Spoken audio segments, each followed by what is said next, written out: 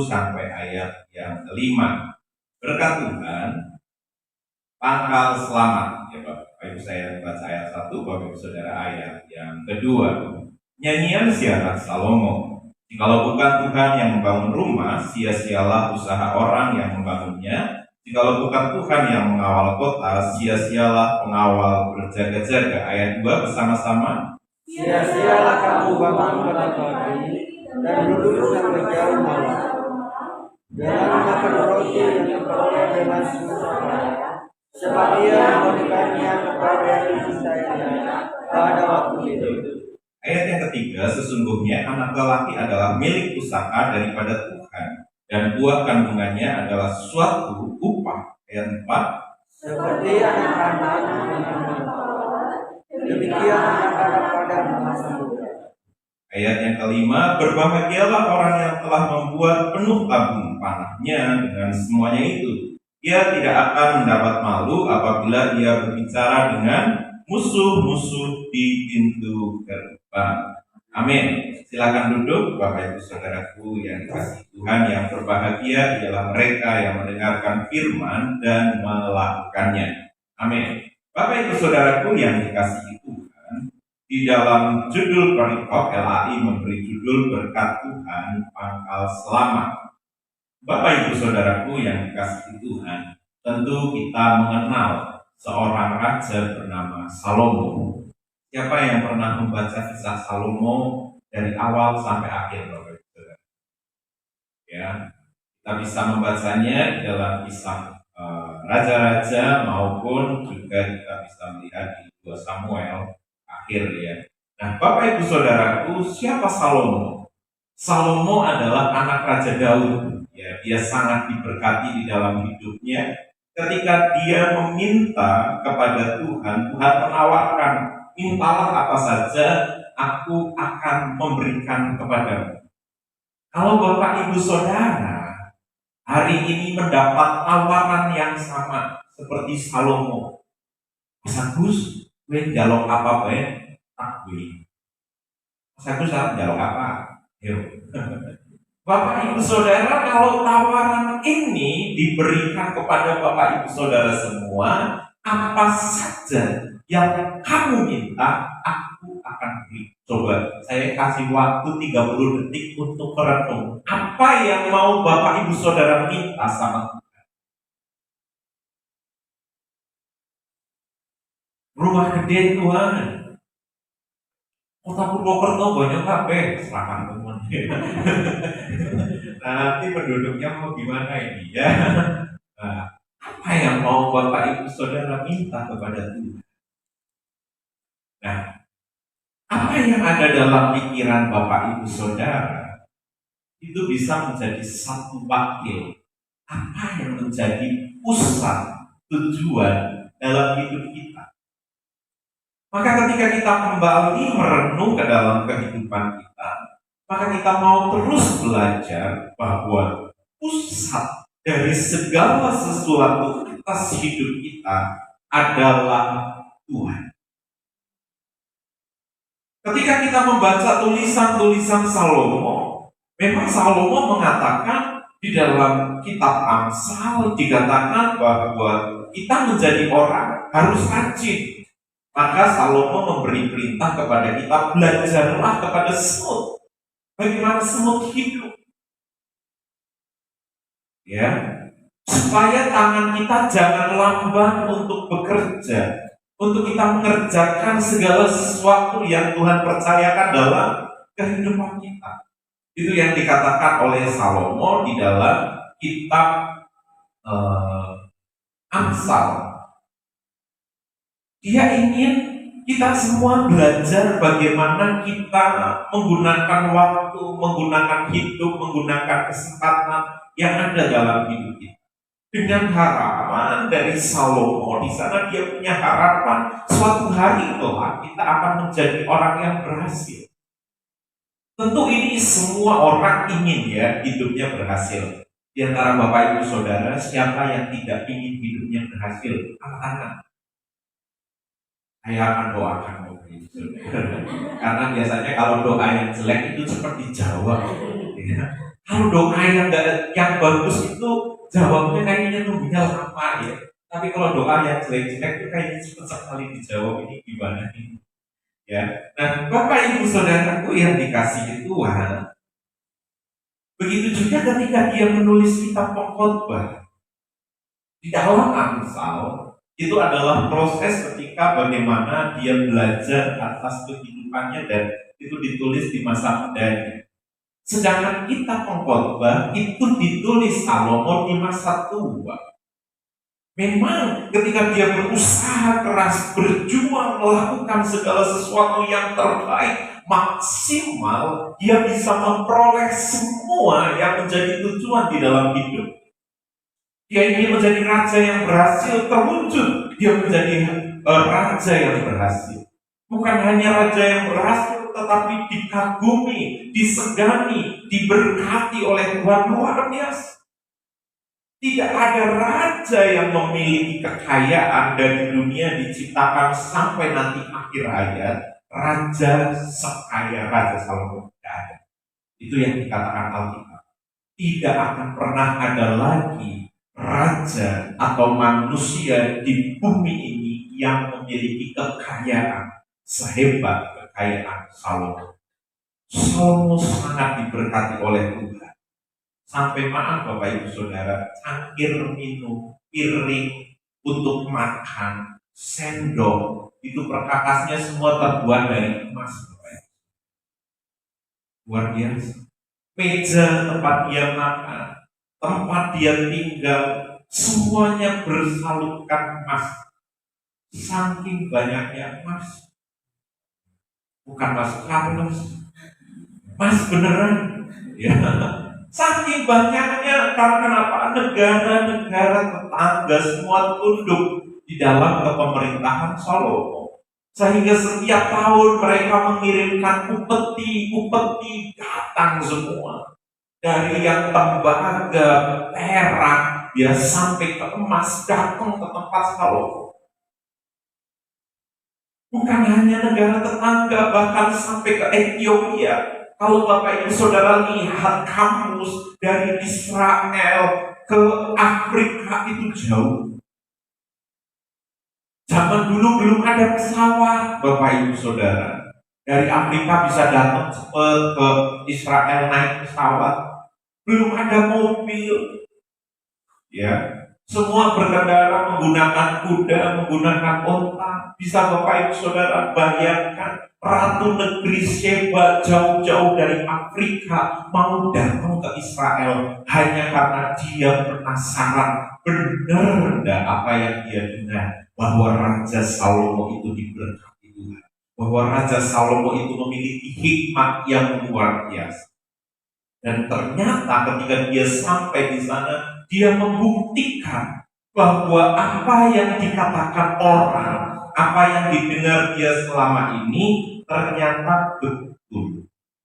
Bapak Ibu Saudaraku yang dikasihi Tuhan, itu luar biasa sekali. Tapi kalau kita mau melihat di dalam kitab Pengkhotbah, coba kita perhatikan sebelum nanti kita lanjut ke Mazmur 127, kita buka Pengkhotbah pasal yang ke-1 terlebih dahulu. Ya, kita Pengkhotbah pasal yang ke-1 ayat yang ke-17, yang sudah ketemu boleh membaca. Pengkhotbah 1 ayat 17. Pengkhotbah 1 ayat 17. Aku telah memulatkan hatiku untuk memahami hikmat dan pengetahuan. Kebodohan akan kebebalan, tetapi aku menyadari bahwa hal ini pun adalah usaha menjaring angin. Ya, kalau di kitab Amsal, Salomo belajar carilah hikmat. Sekarang dia sudah dapat hikmat itu. Tetapi dia merasa hikmat itu pun seperti usaha menjaring angin, sia-sia. Di ayat sebelumnya, coba di ayat 14. Ayat yang ke-14. Aku telah melihat segala perbuatan yang dilakukan orang di bawah matahari.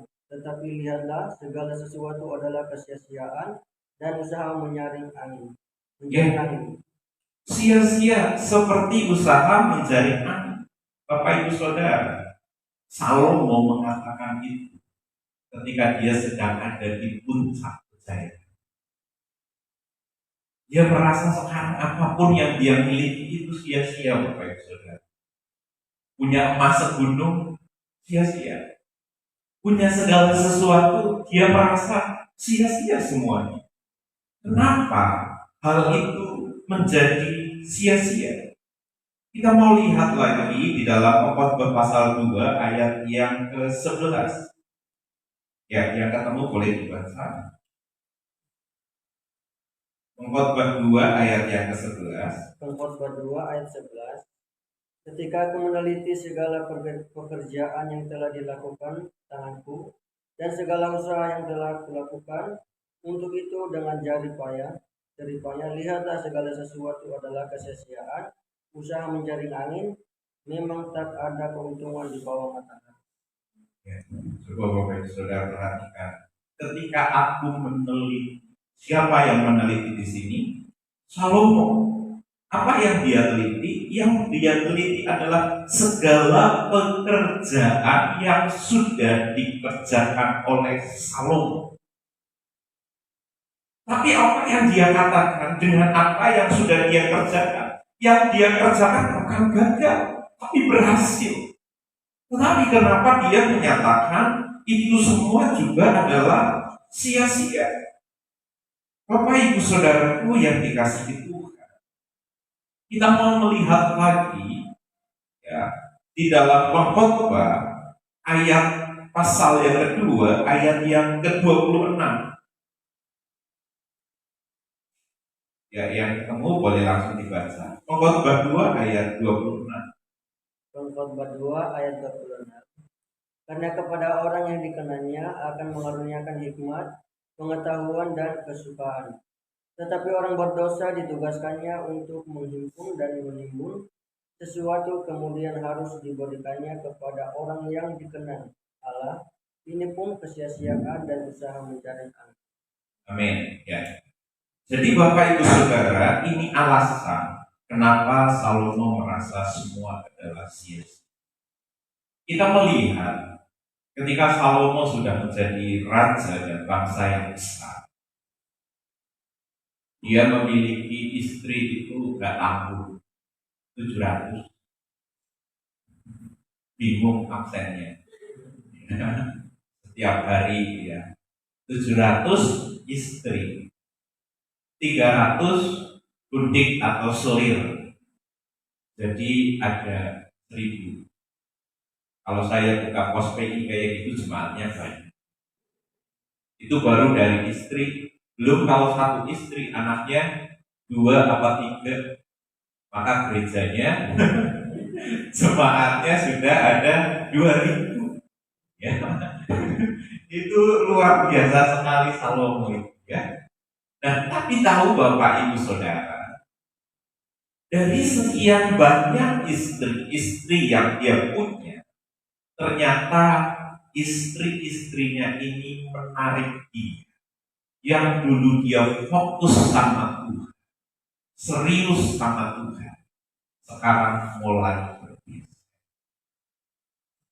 Cintanya kepada Tuhan semakin berkurang. Bahkan dia menyetujui dan menyepakati karena istri-istri yang dikirim ini bukan hanya orang Israel, tetapi dari negara-negara tetangga berharap bisa berdamai dengan Salomo. Seperti misal ada Moab, Raja Moab mengirimkan anaknya ini untuk perdamaian kita supaya kita aman. Ya, karena ada yang mewakili di sana istri anaknya itu. Begitu juga negara-negara yang lain mengirimkan anak-anaknya untuk menjadi istri dari Salomo. Nah, Bapak Ibu Saudaraku yang dikasihi Tuhan, dengan macam-macam latar belakang istri Salomo ini, maka istri Salomo punya kepercayaan yang berbeda-beda. Tidak semuanya percaya kepada Allah Israel. Sehingga akhirnya yang dari Moab menyembah kepada dewa Moab, yang dari Filistin menyembah kepada eh, sesembahannya di Filistin dan lain sebagainya. Sehingga akhirnya di Israel terjadi satu pergeseran yang menjadi istri Salomo membawa Salomo mulai mengikuti apa yang dilakukan istri.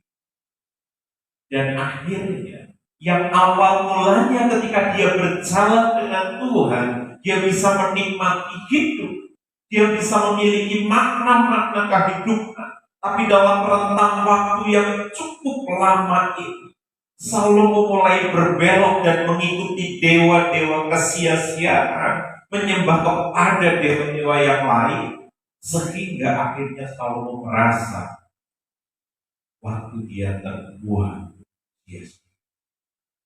dan dia merasa apa yang dia miliki adalah kesia-siaan belaka. Bahkan dia menyatakan apa yang dia kumpulkan, apa yang dia usahakan sekian lama, seperti usaha menjaring angin, bahkan dikatakan karena kepada orang yang dikenangnya, kata NYA-nya di situ besar, yang dikenang Tuhan, ia mengaruniakan hikmat, pengetahuan, kesukaan diberikan oleh Tuhan kepada orang-orang yang sungguh mengasihi Tuhan, orang-orang yang menjadikan Tuhan sebagai pusat di dalam kehidupan. Tetapi dikatakan, tetapi orang berdosa ini tidak hanya menunjuk kepada orang-orang yang tidak percaya kepada Tuhan, tetapi yang hatinya tidak bulat, yang tidak sungguh kepada Tuhan, dinyatakan mereka adalah orang berdosa. Apa yang ditugaskan kepada orang berdosa? Tetapi orang berdosa ditugaskannya untuk menghimpun dan menimbun sesuatu yang kemudian harus diberikan kepada orang-orang yang dikenal. Maka ada banyak orang yang mengeluh, aku sudah berusaha keras, bangun pagi, pulang malam, otak sudah sampai diputar-putar, ya nggak tahu putar kemana saja, sudah konslet, putar-putar terus, tulang sudah dibanting-banting, katanya banting tulang setiap kali. Otak diputar, sudah bekerja keras, sudah lelah dalam hidup, berusaha, berjuang, melakukan yang terbaik, tetapi tidak mendapat apapun. Sepertinya segala usaha yang saya kerjakan itu tidak menghasilkan apa-apa. Bahkan kadang saya sudah mendapat apa yang saya perjuangkan, tiba-tiba itu mengalir seperti air yang deras. Tadi ada dalam genggaman, besok sudah nggak ada. Banyak orang yang bercerita tentang perjuangan kehidupan. Maka ketika kembali ditanyakan bagaimana hidupmu dengan Tuhan, karena kau boleh berusaha keras, berjuang mendapat itu semua, tapi kalau Tuhan gak kasih kamu karunia untuk menikmati, sia-sia apa yang kau miliki. Saya berjumpa dengan beberapa orang yang berhasil di dalam hidupnya, di dalam bisnisnya, di dalam usaha. Tetapi ketika cerita, yang diceritakan hanya keluhan. Orang melihat kami sukses, orang melihat kami bahagia, orang melihat kami enak, mau apa keturutan, ingin beli itu keturutan. Tetapi mereka tidak tahu kalau kami itu tidur jam 2, jam 3. Kami memikirkan persaingan, kami memikirkan bisnis kami memikirkan ini, kami memikirkan itu. Orang lain bisa tidur nyenyak di kesempatan hari-hari mereka, kami susah tidur. Ada seorang yang bisa dikatakan ketika saya lihat di rumahnya asetnya banyak, mobil ada, tanah di mana-mana, rumahnya ada beberapa. Tetapi ketika datang, yang mereka ceritain juga sama. Oh, nggak tahu ya, saya punya utang. Oh, tiap hari yang saya pikirin bagaimana bisa mengembalikan utang. Jadi sekalipun asetnya banyak, ternyata setiap hari khawatir Kalau omset bulan ini tidak mencukupi, bagaimana utang bulan ini bisa diselesaikan? Haruskah saya menjual salah satu aset saya? Nah, Bapak Ibu Saudara, tetapi ada anak Tuhan yang saya jumpai, dia juga berhasil di dalam Tuhan. Dia bisa menikmati minggu ini dia ada di mana, pelayanan di mana. Ketika ditanya bagaimana dengan usahanya, dengan bisnisnya, ada orang-orang yang saya bisa percaya. Saya membangun usaha ini bersama dengan Tuhan. Saya mau dedikasikan segala usaha, segala berkat yang Tuhan percayakan untuk kami bisa melayani. Dan usaha dan segala sesuatu yang dia usahakan, dia bisa menikmati. Hari ini bisa ada di Jawa Tengah, besok tiba-tiba sudah ada di Bali, besok tiba-tiba sudah ada di Nusa Tenggara Timur, besok lagi tiba-tiba sudah ada di Hong Kong. Bagaimana usaha yang saya bisa lakukan? Saya berdoa, saya percayakan pada orang-orang yang Tuhan percayakan dalam hidup kami. Kami melatih mereka, mempersiapkan mereka cinta takut akan. Sekalipun kadang juga ada yang lolos juga. Sekalipun orang mengaku cinta akan Tuhan, kalau sudah lihat duit ya tetap hijau mata. Ada tetap yang elit pingin, ya memiliki dengan cara yang tidak benar juga ada.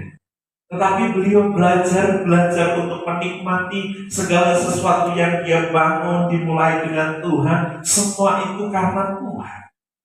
Sehingga akhirnya dia bisa menikmati. Tapi tadi yang satu juga sama-sama anak Tuhan, tetapi tidak bisa menikmati berkat yang Tuhan beri. Tapi di satu sisi ada anak Tuhan juga yang bisa menikmati berkat Tuhan.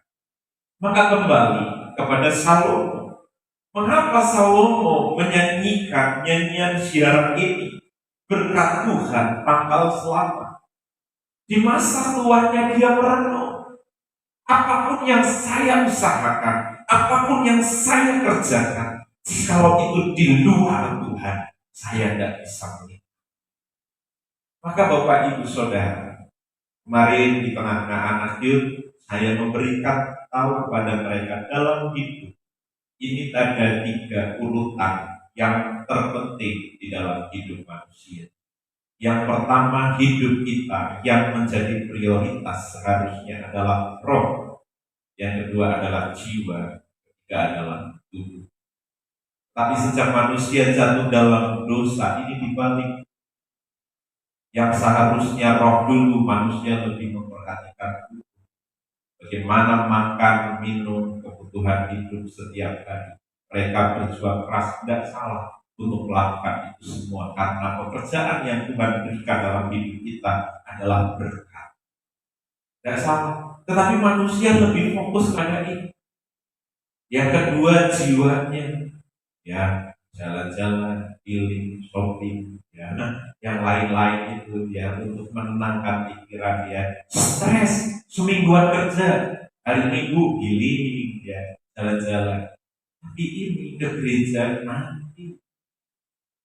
Kalau masih ada kesempatan gereja, kalau masih ada kesempatan berdoa, kalau lagi mau baca Alkitab, sehingga akhirnya Bapak Ibu Saudara, penentu kemenangan tubuh dan jiwa ada di rumah.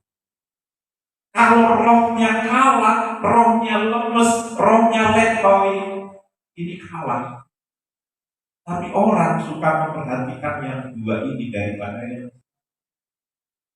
Maka sebagai orang percaya harus kembali roh, jiwa, dan tubuh.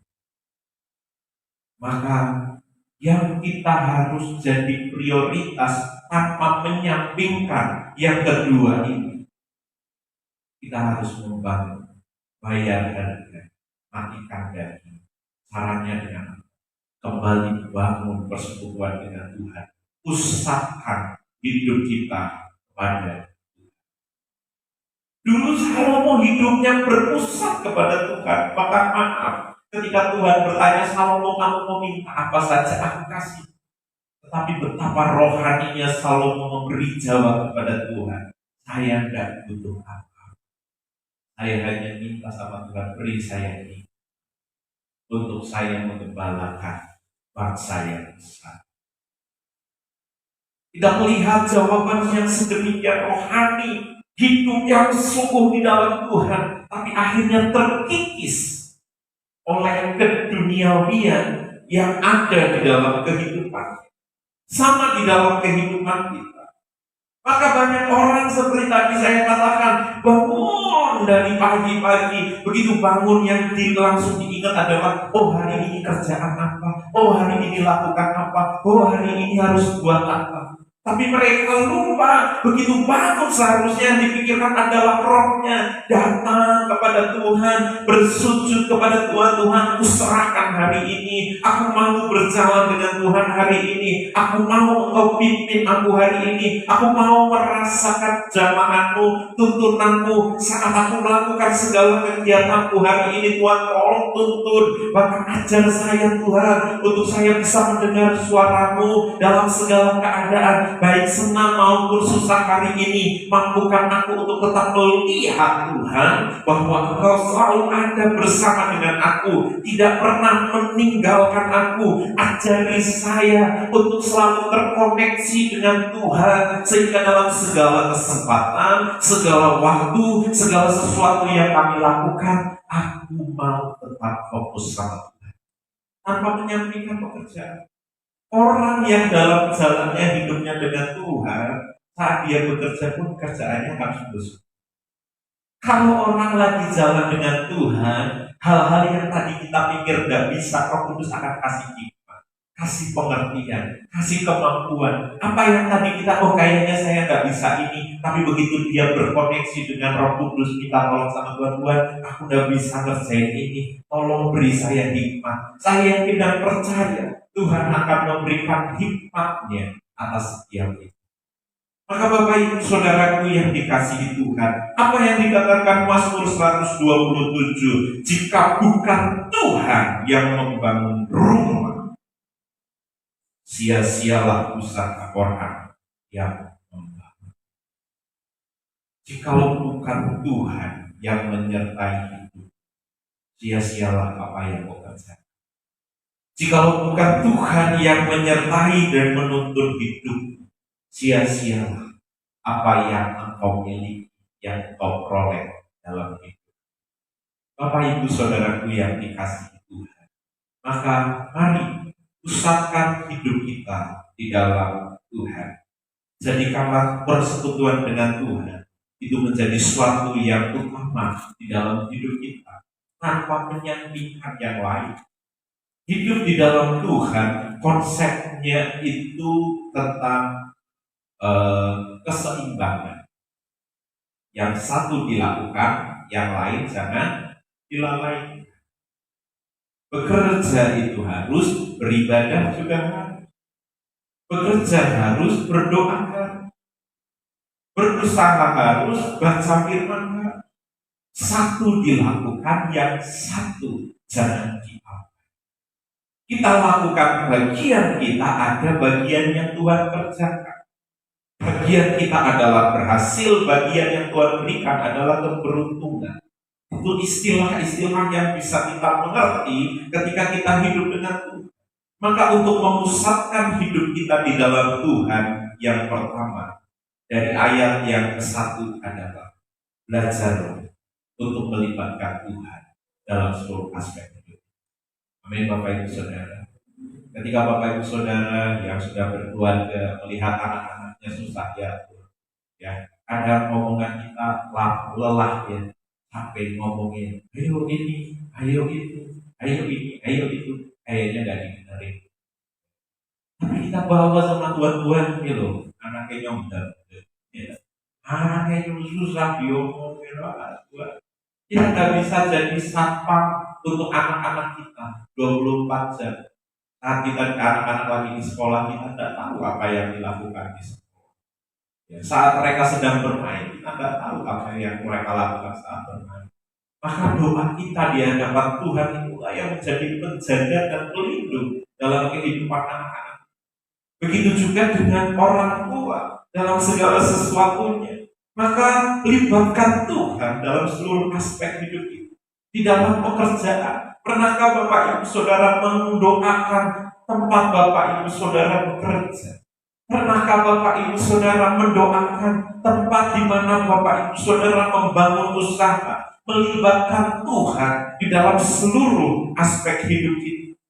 Maka Bapak Ibu Saudaraku yang dikasihi Tuhan, saya ingat sekali ada seorang anak Tuhan yang bercerita, Wijaya, janjinya itu ingin keluar dari pekerjaan. Kenapa? Capek kan?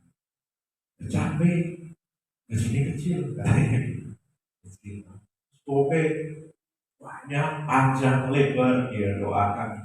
Apalagi kalau dia ingat lihat muka bosnya itu, ketemu bosnya mani, jadi dia sudah stres katanya kalau di tempat pekerjaan. Tapi pertanyaan simpel saya tadi, pernah nggak kamu doain sekarang? Sekikir-kikirnya burung gagak, dia bisa kasih namanya daging sama Eli. Itu burung gagak. Burung gagak itu burung paling rakus. Daging di mulut teman saja bisa dia ambil, berantem hanya untuk ngambil itu. Yang penting siapa yang menang, dia yang makan. Itu burung gagak. Tapi kenapa Tuhan bisa kirim burung gagak untuk ngantar daging? Ini nggak masuk di akal. Seharusnya ini udah di sini dipatuk, tinggal dimasukin dalam, ya kan? Tapi bisa diantar sampai ke tujuan, ke tempatnya Elia. Ini mustahil. Nah ini bosmu yang pikir itu. Coba kamu ambil keputusan, kasih waktu 3 bulan. Selama 3 bulan kamu doain setiap hari. Kalau 3 bulan tidak mempan, kamu mau keluar. Mungkin dia lebih pikir dari burung gagak. Saya bilang gitu. Ya kan burung gagak aja bisa ya, masa dia nggak bisa? Nah maka dia ambil kesempatan untuk berdoa. Ketika belum sampai 3 bulan, ya, karena 1-2 hal ya, tiba-tiba dia dipanggil bos dan dia mendapat kenaikan gaji. Wah, gitu kan, ini luar biasa. Saya belum pernah lihat bos itu panggil aku, baik banget manggilnya. Ya, makanya itu ada di dalam doamu terus. Ya, jadikan itu sebagai doa di dalam kehidupan. Libatkan Tuhan di dalam kehidupan. Ada hal-hal yang tidak kita sadari. Yang penting kamu kerjakan bagianmu yang terbaik. Bahkan mungkin nanti bukan bosmu yang kasih itu, bisa ada berkat dari tempat yang lain. Tuhan tahu kapasitas setiap kita, maka libatkan Tuhan dalam hidup. Yang kedua, sia-sia kamu bangun pagi-pagi. Coba perhatikan. Dalam dunia usaha ada istilah, kalau bangunnya kesiangan rezeki dipatok, ya, maka harus bangun pagi-pagi. Tetapi di sini dikatakan sia-sia Bapak Ibu Saudara bangun pagi-pagi kalau nggak melibatkan. Apa yang dikatakan di situ? Sia-sialah kamu bangun pagi-pagi dan duduk-duduk sampai jauh malam dan makan roti yang dipecahkan dengan susah payah. Coba perhatikan selanjutnya. Sebab ia memberikan berkatnya kepada yang dicintainya. Kapan? Waktu dia lagi tidur. Maka Bapak Ibu Saudaraku yang dikasihi, bukan berarti Bapak Ibu Saudara tidur terus supaya diberkati Tuhan. Ini juga salah. Bukan. Maksudnya adalah ketika Bapak Ibu Saudara memulai hidup dengan Tuhan, yakinlah jaminan Tuhan atas apa yang kau kerjakan pasti diberkati Tuhan. Itu maksud. Maka Bapak Ibu Saudara, ketika kita tidak melakukan itu, di sana ada celah, ada satu kesempatan, ada seorang pencuri yang bisa selalu mencuri, mengambil bagian di dalam hidup kita, namanya iblis. Dia bisa mencuri berkat kita melalui sakit penyakit. Dia bisa mencuri berkat dalam hidup kita melalui tambal ban bocor di jalan. Dia bisa mencuri berkat kita melalui segala sesuatu yang kita tidak pernah duga. Padahal kita sudah atur berkat saya untuk bulan ini A, B, C, D, E, F, G sudah terpatrol. Kita lihat cukup. Tetapi Bapak Ibu Saudara dalam proses tiba-tiba masalah, persoalan, sehingga yang tadi kita lihat ini cukup untuk bulan ini. Akhirnya tidak cukup, kurang bahkan utang. Nah, maka Bapak Ibu Saudaraku yang dikasihi, sia-sia kalau kita tidak melibatkan Tuhan di dalam kehidupan kita. Maka poin yang pertama, hidup berpusatkan kepada Tuhan, libatkan Dia. Karena untuk perkara berkat yang kedua ini, Tuhan bisa lakukan saat roh kita terus melekat sama Tuhan. Saat kita berdoa, saat kita merenungkan firman, saat kita bersekutu. Coba buka Mazmur ke-91 ayat yang ke-1. Apa yang dikatakan di dalam Mazmur 91 ayat yang ke-1. Yang sudah ketemu boleh baca dengan suara yang keras. Mazmur 91 ayat 1. Orang yang duduk dalam lindungan Tuhan, yang maha tinggi, dan bermalam dalam naungan yang maha kuasa. Ya, di situ dikatakan orang yang duduk dalam naungan Tuhan, yang bermalam dalam lindungan yang maha kuasa. Kata duduk di situ itu adalah orang-orang yang benar-benar duduk bersila di hadapan Tuhan. Dia berdoa, menyanyikan mazmur pujian pada Tuhan. Menaikkan syukur padamu Yesus, ku sembah sujud kepadamu Tuhan. Duduk di hadirat Tuhan, bukan duduk ngopi-ngopi, bukan. Ya. Kalau duduk ngopi-ngopi ngajak om saja, ya. Om ngopi, ya saya mau. Ya. Tapi duduk yang dimaksud di sana adalah menaikkan syukur, pujian, penyembahan kepada. Terus apalagi yang bermalam, bukan tidur, bukan. Tetapi di sana ia bersekutu dengan Tuhan. Seperti Daud, dia bangun sebelum ganti kawal jaga malam. Kawal jaga malam kurang lebih ganti di jam 12 malam.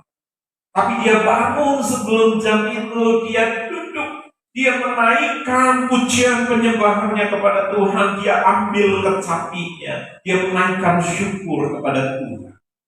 Tuhan adalah gembala, takkan kekurangan aku. Ia memberikan aku di padang yang berumput hijau. Dia nyanyikan lagu itu karena dia sudah mengalami apa yang dilakukan oleh Tuhan, yaitu Tuhan. Dia merasakan, sekalipun dia sedang dikejar-kejar, tetapi dia selalu merasakan penyertaan Tuhan dalam hidup. Ia menuntunku ke air yang tenang, ia menyegarkan jiwa. Jiwanya lagi takut dikejar Saul, jiwanya lagi gelisah karena musuh selalu siap sedia untuk membunuhnya. Tapi ketika dia berjumpa dengan gembala yang baik, jiwanya disegarkan. Dia merasakan ada sejahtera sekalipun musuh ada di sekelilingnya. Maka dia juga berkata, sekalipun aku ada dalam lembah kelam, aku tidak takut bahaya. Sebab gada dan tongkat Tuhan itulah yang menyertai hidup. Lembah kelam Bapak Ibu Saudara, di sana tandus gersang, tidak ada kehidupan. Yang ada di sana hanyalah tanda kematian. Tetapi orang-orang yang percaya bersama dengan Tuhan, sekalipun dia ada dalam lembah gelap, dia tetap bisa merasakan kenyataan. Maka disitulah yang dikatakan oleh Salomo, sia-sialah orang yang bangun pagi-pagi, orang yang berusaha melakukan segala sesuatunya, karena Tuhan memberkati orang-orang yang dikasihinya pada waktu dia beristirahat. Maka Bapak Ibu Saudara, bukan kekuatan kita yang menjadikan kita kaya. Banyak orang kaya, tetapi tidak bisa menikmati kekayaan. Tetapi Tuhan mau kita kaya di dalam Tuhan, sehingga setiap berkat yang kita peroleh, kita bisa menikmati. Membuat kita berbahagia, membuat kita bersyukur, membuat kita menikmati segala rahmat Tuhan dalam hidup kita. Jadi hidup yang berpusat kepada Tuhan adalah melibatkan Dia dalam seluruh aspek hidup kita. Itu yang pertama. Yang terakhir ada di ayat yang keempat. Seperti anak panah di tangan pahlawan, demikianlah anak-anak pada masa muda. Berbahagialah orang yang telah membuat penuh tabung panahnya dengan semuanya itu. Ia tidak akan dapat malu apabila ia berbicara dengan musuh-musuh di pintu gerbang. Ini berbicara tentang apa? Sekalipun kita menjadikan Tuhan sebagai pusat dalam hidup kita, bukan berarti kita juga tidak melatih diri. Kita harus terus punya persiapan, perbekalan. Jangan pernah berhenti belajar. Asah terus kapasitas yang ada dalam hidup kita. Dalam setiap kesempatan yang Tuhan berikan, talenta-talenta yang ada dalam hidup kita, seperti anak panah. Bapak Ibu Saudara mau menjadi anak panah yang ada dalam genggaman tangan Tuhan, atau anak panah yang Bapak Ibu Saudara pegang sendiri, yang belum tentu bisa mengenai sasaran. Tuhan punya tujuannya atas hidup kita masing-masing. Amin Bapak Ibu Saudara. Tuhan rindu Bapak Ibu Saudara berbahagia, berhasil dalam hidup Bapak Ibu Saudara. Tuhan gak mau hanya Bapak Ibu Saudara, ya nanti saya akan bahagia kalau masuk surga. Telat Bapak Ibu Saudara. Tuhan mau Bapak Ibu Saudara bahagia bukan hanya di surga, di bumi ini juga Tuhan mau Bapak Ibu Saudara bahagia.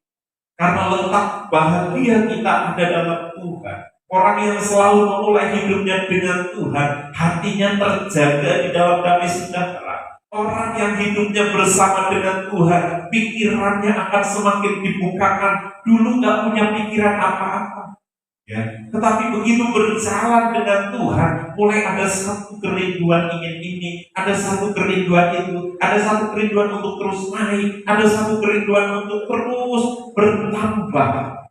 Dia akan puas dengan apa yang ada pada hari ini. Bukan puas yang negatif, tetapi tidak puas dengan sesuatu. Karena saya percaya Tuhan mau tambahkan, Tuhan mau tambahkan, sehingga ada latihan-latihan yang terus kita persiapkan di dalam hidup kita. Maka dikatakan berbahagialah orang yang telah membuat tabungnya penuh.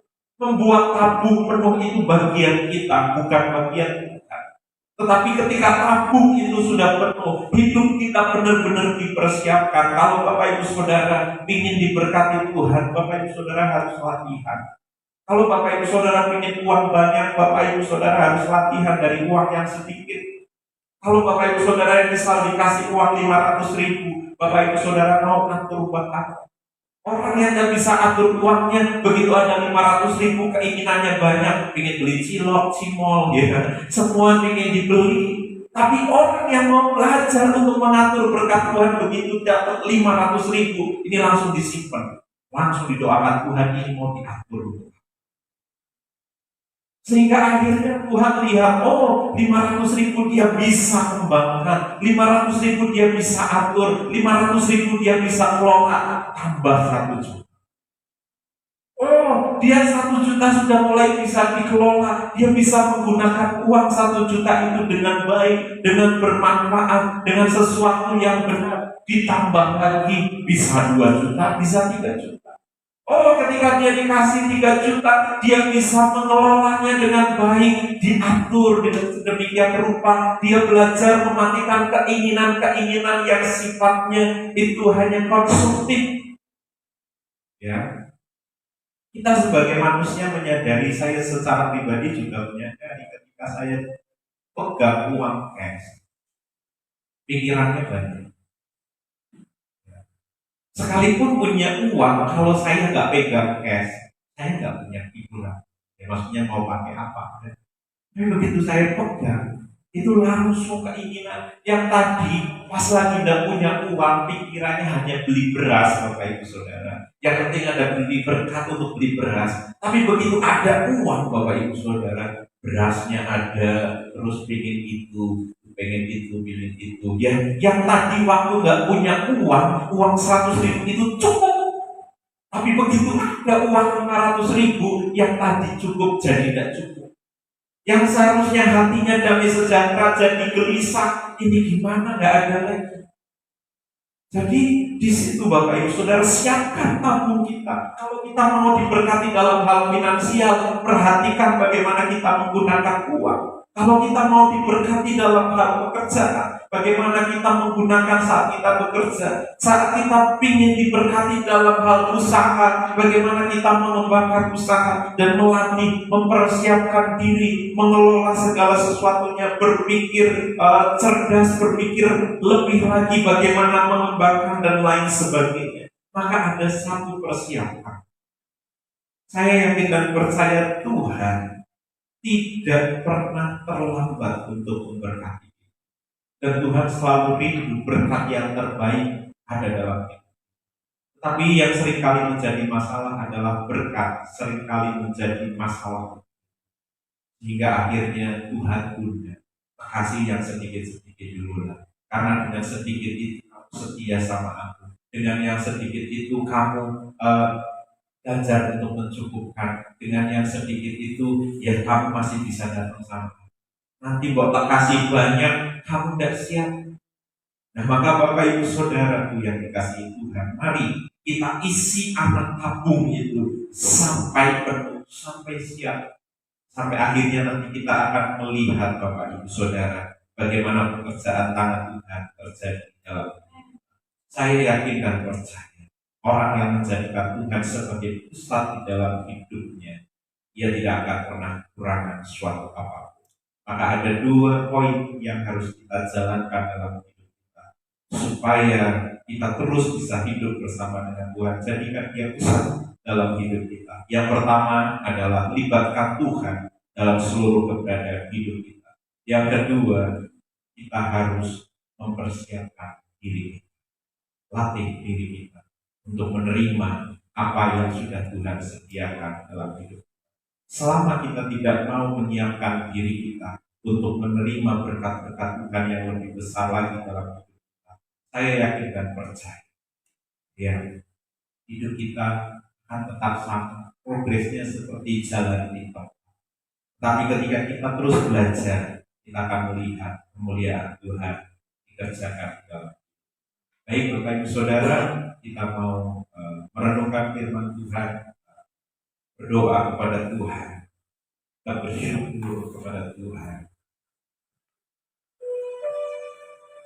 Haleluya.